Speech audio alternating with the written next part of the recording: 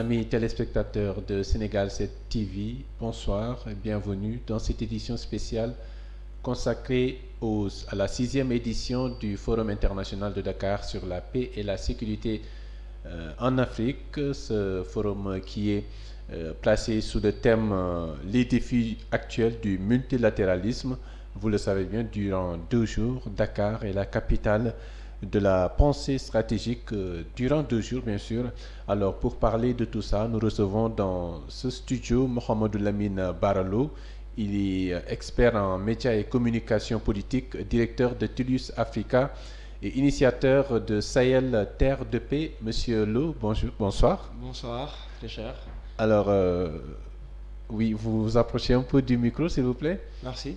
Alors, le Forum international de Dakar sur la paix et la sécurité a démarré hier et s'est clôturé aujourd'hui.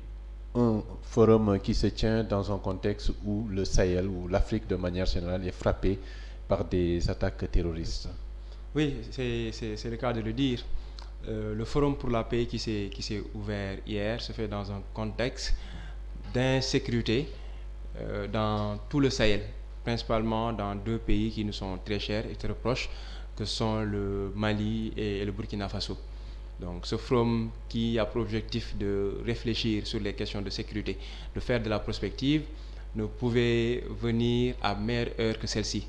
Même si les années passées, le forum s'est tenu en plongeant sur les mêmes questions, il faut tout de même saluer la tenue d'un tel forum parce que c'est un espace d'échange qu'il faut dans nos zones. Il faut dialoguer sur les grandes questions et la sécurité, c'est une question stratégique autour de laquelle de grands consensus doivent être trouvés par les grands acteurs, principalement qui sont les acteurs étatiques et secondo les acteurs institutionnels qui les accompagnent. D'accord. Alors, pour cette année, il y a le multilatéralisme qui est mis en avant. Le thème consacré à ce forum, ce sont les défis actuels du multilatéralisme. On sait que dans un contexte où l'insécurité règne, l'on ne peut assurer la sécurité des populations que par la synergie des actions. Alors, nous allons essayer d'écouter le discours du président Macky Sall lors de l'ouverture du forum pour revenir et faire un commentaire. Chers invités, chers partenaires, d'être venus encore nombreux d'Afrique et d'ailleurs. J'exprime notre gratitude aux partenaires qui accompagnent le Forum de Dakar sur la paix et la sécurité en Afrique. Je voudrais citer les pays partenaires. La France, le Japon, les Émirats arabes unis, l'Arabie saoudite, le Koweït, la Chine, l'Inde, l'UEMOA et la Fondation Konrad Adenauer, qu'il trouve ici l'expression de ma gratitude. Cette année, le thème du Forum sur paix et sécurité en Afrique, les défis actuels du multilatéralisme. Le sujet s'impose de lui-même, tant les défis du multilatéralisme dans ces domaines en Afrique et ailleurs sont à la fois multiples, complexes, mais surtout persistants. Souvenons-nous que la première mission de maintien de la paix des Nations Unies, encore active à ce jour, remonte à 1948, avec l'Organisation des Nations Unies chargée de la surveillance de la trêve au Moyen-Orient. Cette mission, hélas, est encore active. Il y a eu, depuis lors, plus de 70 opérations de maintien de la paix, dont 13 en cours, parmi lesquelles 7 opèrent en Afrique. Il faut donc rendre hommage à l'action multilatérale, sans laquelle, bien sûr, le monde d'aujourd'hui aurait une autre configuration. Au fil du temps, les missions de paix des Nations Unies ont considérablement évolué. Elles ont acquis une vocation multidimensionnelle, contribuant à faciliter des processus électoraux, à reconstruire des systèmes judiciaires, aider au désarmement, à la démobilisation et à la réinsertion d'ex-soldats, protéger des civils et prendre en charge les besoins spécifiques des femmes, des enfants et des personnes âgées. Les succès du multilatéralisme, de ce point de vue, sont indéniables. Alors, Mohamedou Lamine Barolo, les succès du multilatéralisme sont indéniables, comme pour dire que ça a porté ses fruits. Est-ce qu'aujourd'hui, l'Afrique peut assurer sa sécurité sans ses partenaires étrangers? Ce qu'il faut d'abord reconnaître et qui donne de la pertinence peut-être au thème du forum, c'est que la sécurité, les enjeux de sécurité qui se posent à nos pays ne peuvent être pris en charge individuellement par eux. Donc il est très normal qu'il y ait de la coopération pour prendre en charge ces questions-là. Parce que la plupart de ces enjeux, c'est des enjeux qui ont un caractère transnational, donc qui ne se limitent pas à un seul pays, mais qui concernent plusieurs pays, raison pour laquelle il est important de coopérer.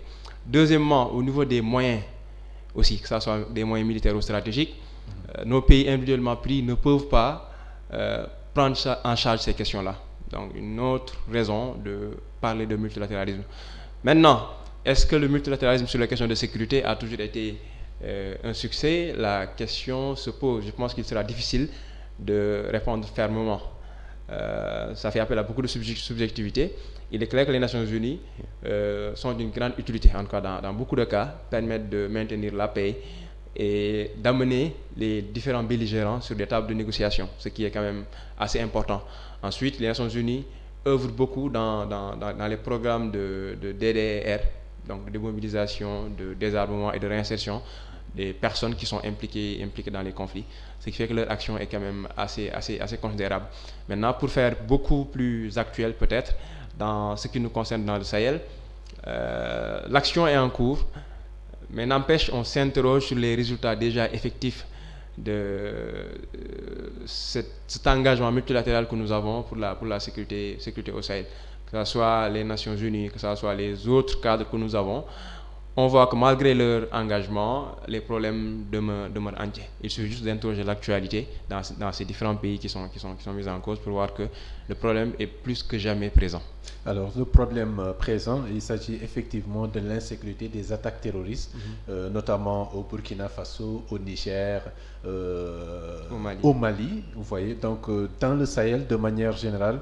Alors, il y a beaucoup d'initiatives qui sont mises en œuvre, mais jusque-là, il y a le terrorisme qui est toujours présent, des attaques terroristes, hein, des tueries, même, on l'a remarqué au Mali, entre ethnies. Donc, est-ce qu'il y a en réalité une démarche qui vise à lutter d'une manière définitive contre ce problème de l'insécurité? Okay. Ce qu'il faut comprendre, c'est d'abord les responsabilités et les rôles des uns et des autres. Il faut d'abord commencer par nos États. Nos États ont péché dans les politiques de sécurité pour la plupart. Et si je prends le cas de certains pays, les péchés ont commencé depuis la formation des ressources humaines dans les armées, l'acquisition de matériel militaire, ensuite l'enjeu du mérite dans les armées.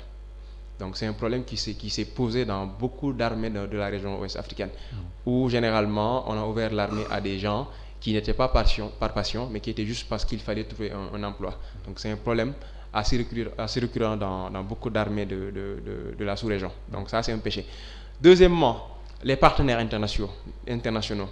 Les Nations Unies sont au Mali avec près de 15 000 hommes en tout, donc la mission, l'ensemble de ceux qui interviennent.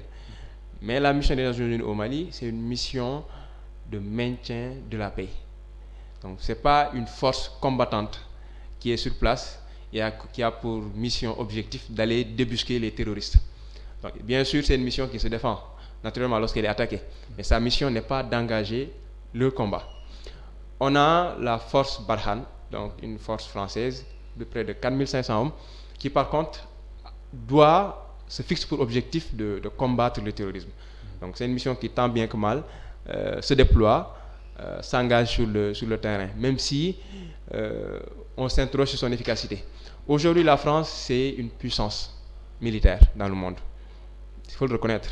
C'est une puissance militaire qui a des moyens logistiques, des moyens en termes d'armes, des moyens en termes d'infrastructures techniques. Et aujourd'hui, si on s'interroge sur l'évolution du conflit au Mali, parce qu'on est parti du nord pour descendre vers le centre du Mali. Et aujourd'hui, au centre du Mali, au-delà de la question purement djihadiste, on a un développement du conflit, comme vous le dites tout à l'heure, qui a touché les ethnies. Donc des attaques se font, des tueries de groupes se font. On a vu à Ouagassou, au mois de mars, je pense, plus de 100 personnes qui ont été tuées dans un village. Et de manière très récurrente, on a les mêmes cas dans toute la zone de Mopti ou près de la frontière vers le Burkina. Donc on s'interroge, si on regarde la géographie de cette zone, on se demande comment est-ce qu'il est possible quand même que des bandes armées se déplacent sur des kilomètres, aillent commettre ces crimes-là et disparaissent dans la nature sans que les moyens techniques de renseignement puissent faire quelque chose. Aujourd'hui, c'est une question pertinente qu'il faut se poser. Et ce sont ces questions-là qui interrogent l'efficacité de la mission française, qui ont pour conséquence tous les discours que nous avons dans l'espace médiatique auprès des sociétés civiles du Mali, du Burkina et de la région est-africaine de manière générale. Donc Mais est-ce qu'il n'y a pas aussi la démission de l'armée, du gouvernement de l'État malien dans certaines zones où il y a dans certaines zones qu'on ne ressent pas la présence du gouvernement malien, de l'État malien. Là aussi, il y a, c'est des zones favorables au développement du djihadisme. C'est le cas, c'est comme dans la zone de Kidal. C'est une zone où, depuis 2013, où l'État malien n'est pas présent. Effectivement, ça pose problème, parce que le rôle de l'État, c'est d'exercer son autorité sur toute l'étendue du territoire. Or, si dans la zone de Kidal, l'État n'est pas présent, ça ouvre la porte à beaucoup de choses. Maintenant, pourquoi Kidal est dans cette situation? On peut peut-être interroger les liens qu'il y a entre la France et le MNLA, le Mouvement national de libération de l'Azawad, qui au départ a porté les revendications dans le Nord Mali. Même si la donne djihadiste est venue compliquer la donne, les relations entre la France et le MNLA étaient quand même assez huilées. Donc aujourd'hui, à partir de 2013, avec l'intervention française, les militaires français et maliens sont rentrés ensemble dans certaines zones, mais quand il s'agit de Kidal, ce sont les Français qui ont pris les choses en main. Et Kidal, c'était vraiment la base de tous les grands groupes sécessionnistes que nous avions. Donc cette situation, encouragée quelque peu par la politique française, a permis à Kidal de rester une zone de non-droit. C'est d'autant plus vrai que si vous regardez la dernière visite de Mamadou Issoufou à Bamako, à Koulouba, il a clairement dit que la situation de Kidal ne pouvait pas perdurer. Parce que l'absence de l'État à Kidal avait des conséquences désastreuses au-delà du Mali pour les pays voisins. Parce que Kidal, c'était la zone à partir de laquelle beaucoup d'entreprises criminelles se faisaient. Donc, à ce niveau, comme vous le dites, on peut effectivement interroger la responsabilité de l'État qui paraît démissionnaire. Au-delà de cette zone aussi, même en descendant beaucoup plus bas vers le centre, l'État est pratiquement absent dans beaucoup de zones. Donc il y a des populations aujourd'hui qui ne sentent plus la présence de l'État. Elles se font attaquer et il n'y a pratiquement pas de force pour les défendre. Donc ça interroge davantage la responsabilité de l'État. On ne cesse de pointer le président et les services de renseignement du Mali quant à leurs responsabilités. Mais aujourd'hui, je pense que la responsabilité va quand même au-delà du Mali, comme je l'ai dit, parce que c'est un enjeu régional. Les conséquences au Mali, au Burkina, ne s'arrêteront pas seulement dans ces pays. C'est toute la région qui est sous menace. Donc, les réponses doivent être collectives et multilatérales, comme le forum le disait. Et pourtant, il y a les organisations sous-régionales qui ont déployé un certain nombre de contingents, la force africaine en attente et d'autres forces qui sont mises en place pour lutter contre le terrorisme, ou barrer la route au terrorisme. Mais malgré tout, il y a des développements au niveau de certaines zones dans le Sahel. Et à chaque fois qu'il y a une attaque terroriste, on sent le retard dans la réaction des organisations sous-régionales. Comment peut-on expliquer tout cela? En fait, comme on le dit assez souvent, le nerf de la guerre, ce sont les finances. Malheureusement, on a beaucoup d'initiatives sécuritaires dans nos zones, mais il n'y a pas de finances pour accompagner ces initiatives-là.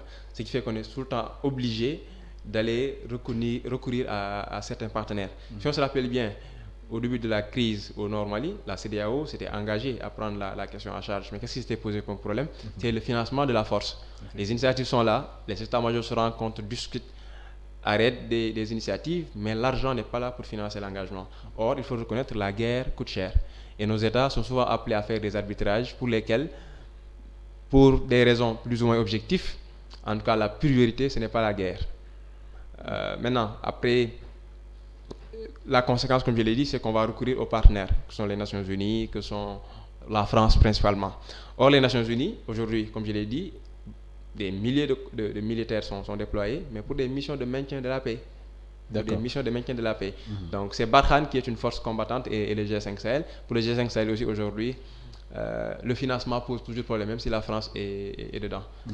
Alors, en 2014, on se rappelle du premier forum international de Dakar sur la paix et la sécurité en Afrique. L'ancien ministre des Affaires étrangères du Sénégal, Cheikh Tidiane Gadio, disait qu'il fallait que les Africains mettent la main à la poche. Mais également, la question de la malgouvernance était soulevée, la question de la pauvreté était également soulevée. Ce sont des aspects à ne pas négliger pour prendre en charge un peu ou instaurer la paix et la sécurité en faveur des populations. C'est clair, et je pense qu'il a parfaitement raison. Il faut mettre la main à la poche pour les questions de sécurité. Mais est-ce que les moyens sont là? Parce que les questions de sécurité... S'il n'y a pas de sécurité, il n'y a aucun développement. Il n'y a pas d'épanouissement. On peut beau miser sur les questions économiques, il faut une sécurité et une paix pour que l'économie puisse porter. Donc la question militaire, la question de la sécurité est aussi essentielle que toutes les autres questions économiques et sociales. Donc à ce niveau, il faut peut-être trouver des mécanismes, faire des arbitrages au profit des questions de sécurité. Je pense que nos États dépensent de l'argent dans beaucoup de choses qui ressemblent à des futilités. Et aujourd'hui, cet argent-là aurait pu être recadré et utilisé avec les questions de sécurité.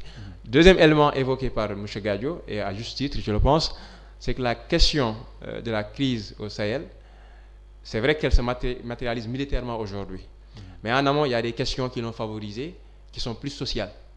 C'est la question de la bonne gouvernance, sont les questions d'éducation, sont les questions de l'inclusion sociale.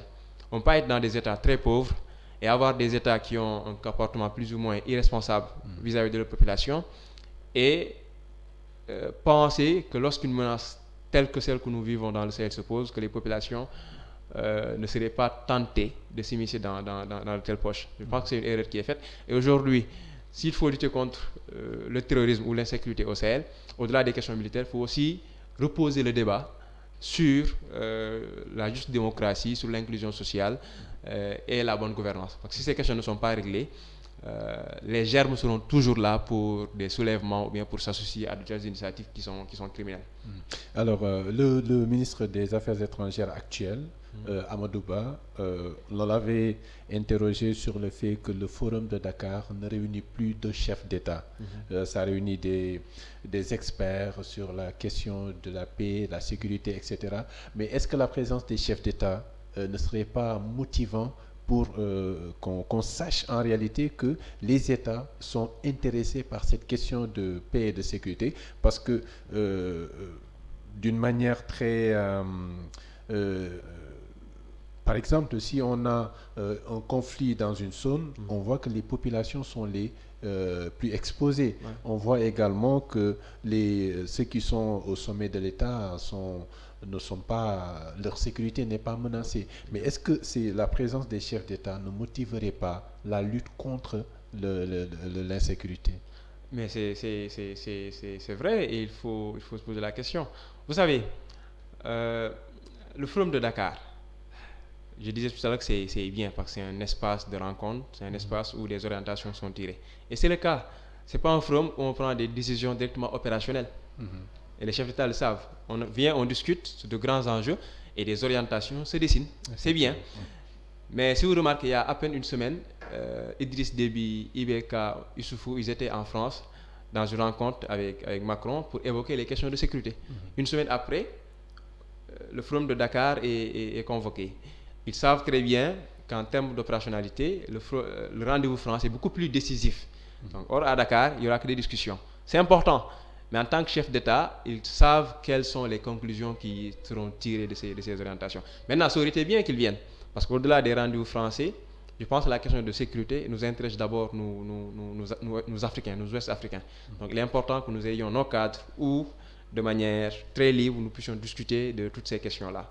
Mais en termes de suite, en termes d'incidence décisionnelle, le Forum de Dakar n'est pas encore un cadre où des décisions sont appliquées. C'est peut-être ce qui explique le comportement de certains chefs d'État qui au départ étaient quand même assez portés par l'engouement à venir, mais au fur et à mesure que les rendez-vous se répètent et que les discussions elles-mêmes se répètent, qui ont tendance plutôt à déléguer des représentants ministériels que de faire le déplacement eux-mêmes. Et dans le président mauritanien qui est venu, il faut le comprendre, déjà c'est un nouveau président, donc il est normal pour lui d'avoir de bonnes relations avec ses voisins. Le Sénégal et la Mauritanie, c'est deux pays aujourd'hui qui sont liés par de très grands enjeux sécuritaires, notamment à cause de l'exploitation de nos ressources.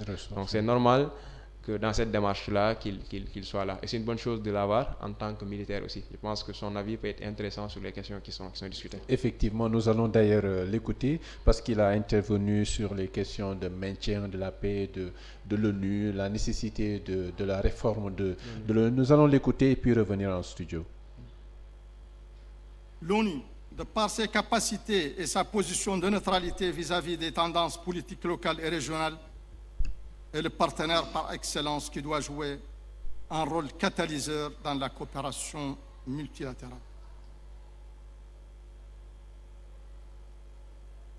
Mais pour cela, l'ONU doit se réformer, non seulement au niveau de la composition des membres permanents du Conseil de sécurité, mais également dans sa politique de maintien de la paix, qui n'est pas en adéquation avec les enjeux du terrorisme d'aujourd'hui.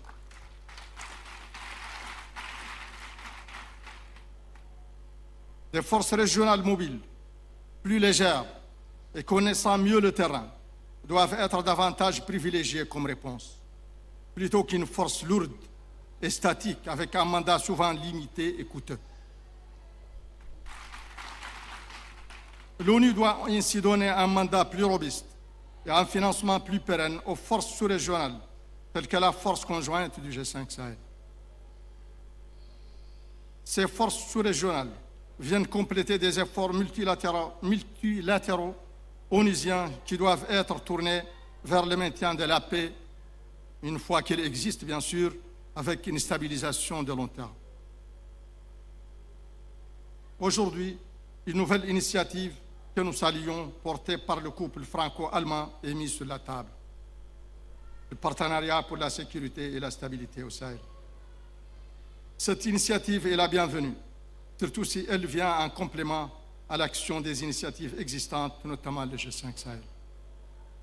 En conclusion, la sécurité relève d'un double enjeu de gouvernance et de développement. Les stratégies visant à indiquer ces fléaux du terrorisme ne peuvent faire l'économie d'une approche globale et inclusive, s'attaquant aux causes profondes qui font le creuset de l'insécurité. Des efforts conséquents doivent être consentis pour créer les préconditions de la paix et de la stabilité.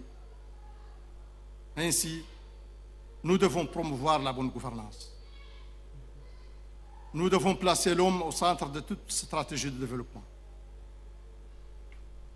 Nous devons garantir l'accès à la justice, renforcer l'arsenal juridique pour l'adapter aux évolutions des menaces, assurer un accès inclusif aux services de base de qualité, lutter contre l'ignorance et l'analphabétisme, adopter des politiques économiques créatrices d'emplois, promouvoir l'innovation et l'entrepreneuriat, surtout des jeunes, adapter la formation aux besoins du marché, suivre et établir les sources de financement du terrorisme, mener des politiques de déradicalisation à travers des érudits religieux, et enfin, renforcer les mécanismes de coopération régionale et internationale et surtout renforcer la coopération multilatérale. Je vous remercie. Voilà, donc Barallo, c'est clair, le président mauritanien est revenu sur l'aspect bonne gouvernance, placer l'homme au centre du processus de développement.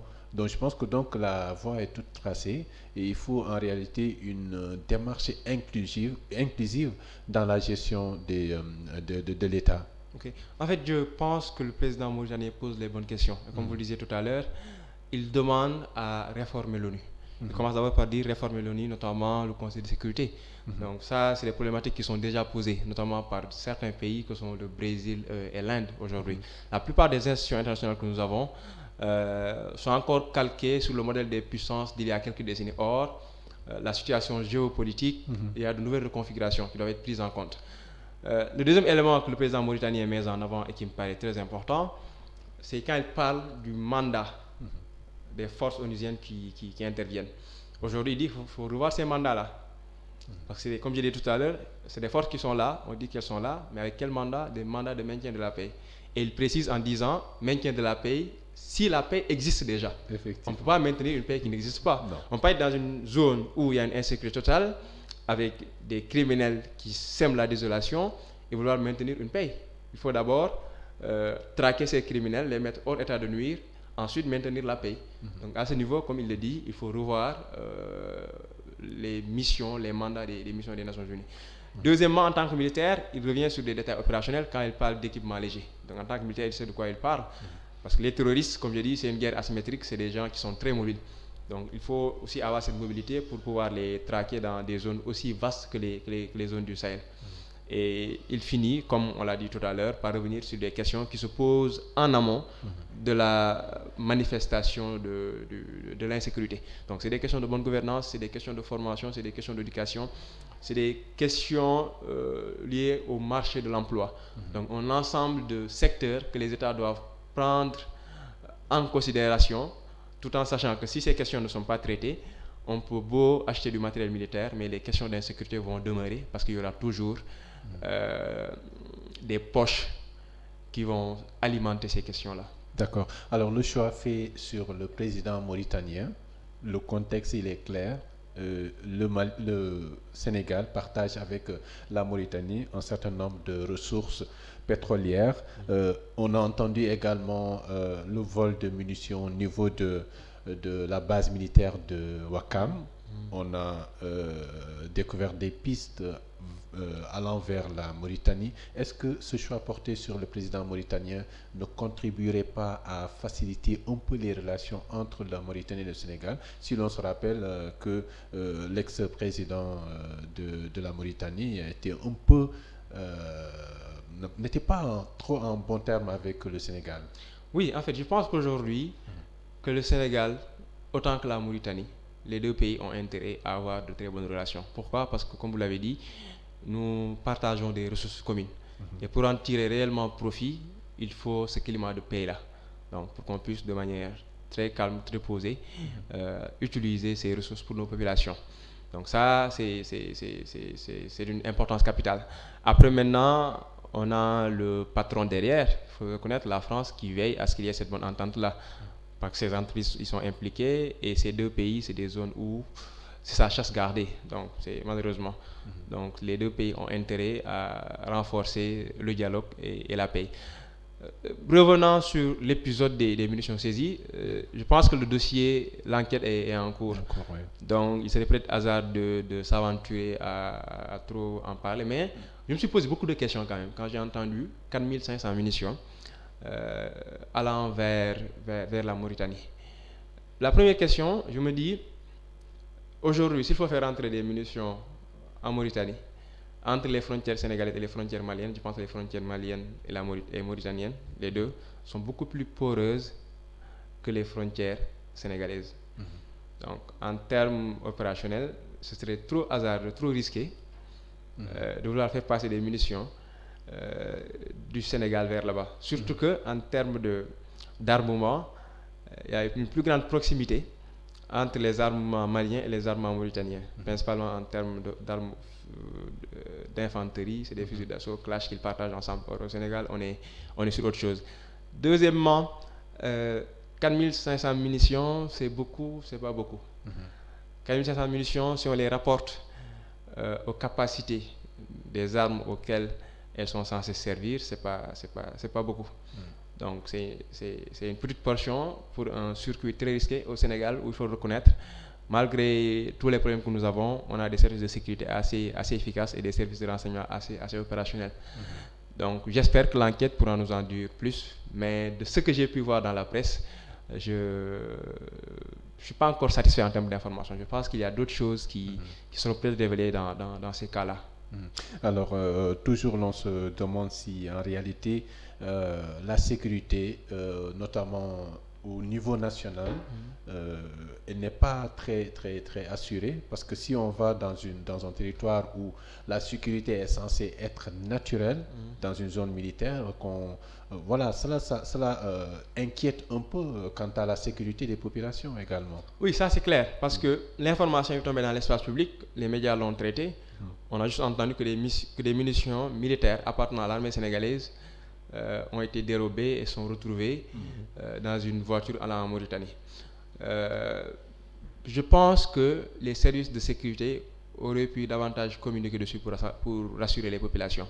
Parce qu'effectivement, si on prend en compte la situation sécuritaire dans la sous-région, si un tel bruit court, les populations vont considérer ces données-là. Donc, et je pense qu'il faut les rassurer, d'autant plus que le Sénégal est jusque-là épargné.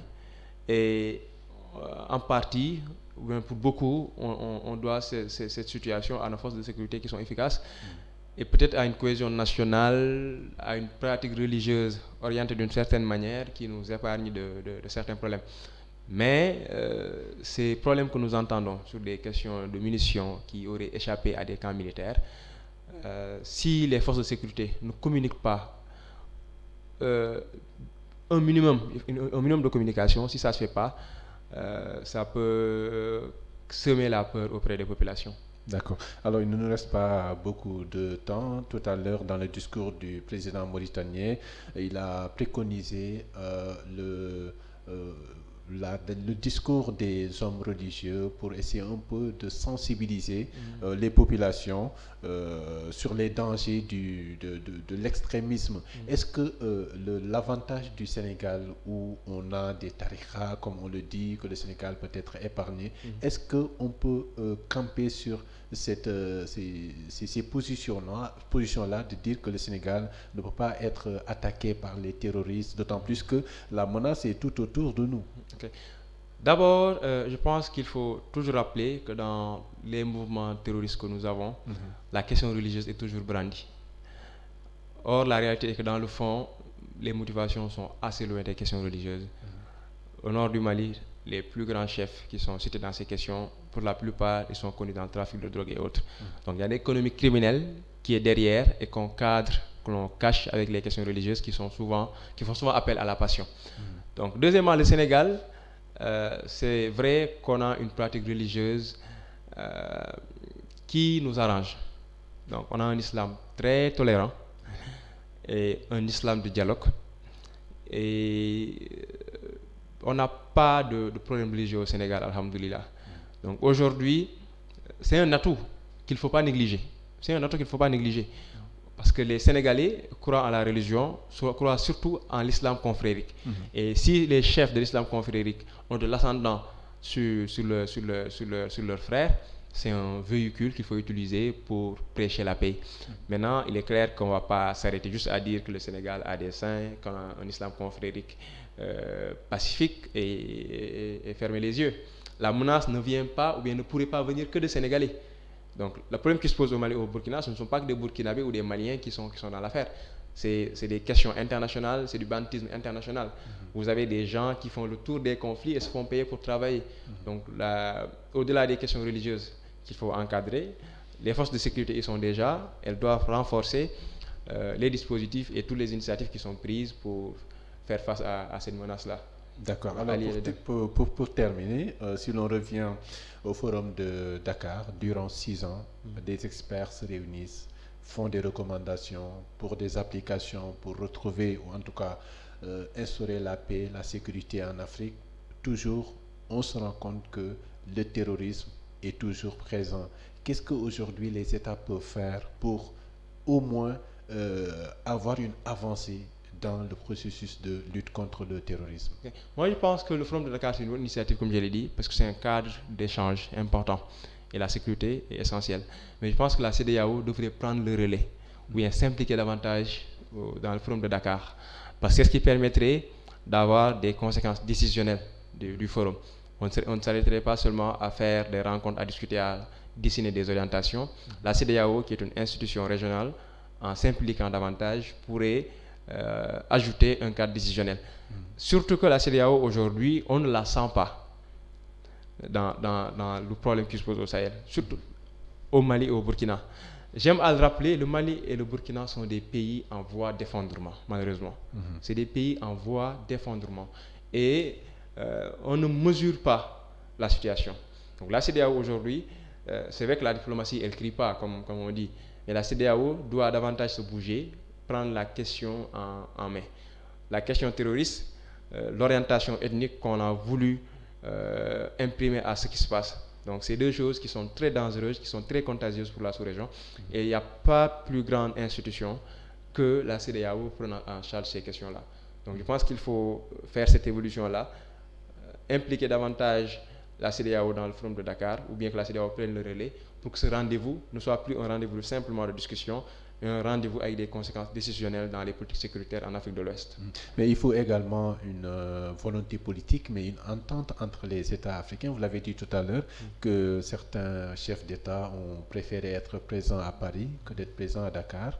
Alors, il y a cette force de décision, cette force de voir les mesures appliquées, mais au-delà de tout, je pense que l'évidence voudrait que les chefs d'État africains se réunissent, unissent leurs forces pour mieux faire face au terrorisme. Parce que là, on voit que Macky Sall a été un peu esselé. Il y a eu le président mauritanien parce qu'il a été l'invité d'honneur et tout. C'est vrai que c'est une rencontre entre experts, mais on l'a dit, la présence des chefs d'État et l'union des chefs d'État, la synergie des efforts, la synergie des actions est quand même primordiale pour retrouver cette sécurité-là. Oui, mais vous avez raison, et c'est clair. Si les chefs d'État ne sont pas là, dans nos pays, nos chefs d'État sont c'est eux qui prennent les décisions, on le sait. Les chefs d'État sont super puissants dans nos pays.